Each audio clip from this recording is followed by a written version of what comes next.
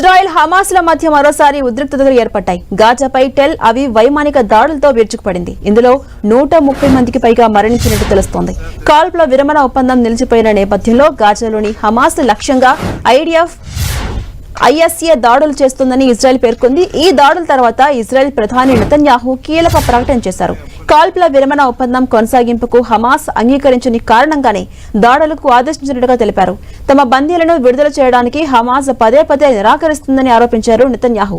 America ప్రత్యేక రాయబారి Steve Witkoff ప్రతిపాదించిన కాల్పుల ఒప్పందం కొనసాగింపును తిరస్కరించిందని గుర్తు చేశారు.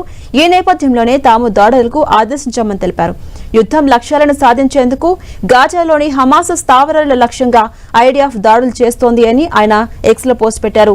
ఇజ్రాయెల్ ఇప్పటి నుంచి హమాస్ కు వ్యతిరేకంగా చర్యలు తీసుకుంటుంది అని తెలిపారు. ఇక ఈ దాడులు కొనసాగుతున్న నేపథ్యంలోనే హమాస్ కీలక ప్రకటన చేసింది. ఈ తాజా దాడుల నేపథ్యంలో ఇజ్రాయెల్ తమ కాల్పుల విరమణను ఉల్లంఘించి బందీలను ప్రమాదంలో పడేశారని పేర్కొంది. ఇక ఇటీవల ఇజ్రాయెల్ హమాస్ ల మధ్య తొలి దశ కాల్పుల విరమణ ఒప్పందం ముగిసింది. ఇందులో భాగంగా దాదాపు 30 మందికి పైగా తమ చెరలోని బందీలను మిలిటెంట్ సంస్థ విడుదల చేయగా ప్రతిగా 2000 మంది పాలస్తీనా ఖైదీలను ఇజ్రాయెల్ రిలీజ్ చేసింది. ఈ క్రమంలోనే 2 దశ కాల్పుల విరమణ ఒప్పందంపై చర్చలు జరగాల్సి ఉంది. అయితే అవి అవ్వలేదు. మరోవైపు రంజాన్ నేపథ్యంలో తొలి దశ ఒప్పందాన్ని ఏప్రిల్ 20 వరకు కొనసాగించాలని అమెరికా ప్రత్యేక రాయబారి ప్రతిపాదించారు. దీనికి టెల్ అవీవ్ అంగీకరించగా హమాస్ మాత్రం నిరాకరించింది. ఈ నేపథ్యంలోనే హమాస్ పై ఒత్తిడి తెచ్చేందుకు నెతన్యాహు చర్చలు తీసుకున్నారు. అందులో భాగంగా గాజాకు కరెంటు సరఫరాను నిలిపివేసింది. మరోవైపు హమాస్ మాత్రం కాల్పుల విరమణ చర్చలు మొదలుపెట్టాలని కోరుతోంది.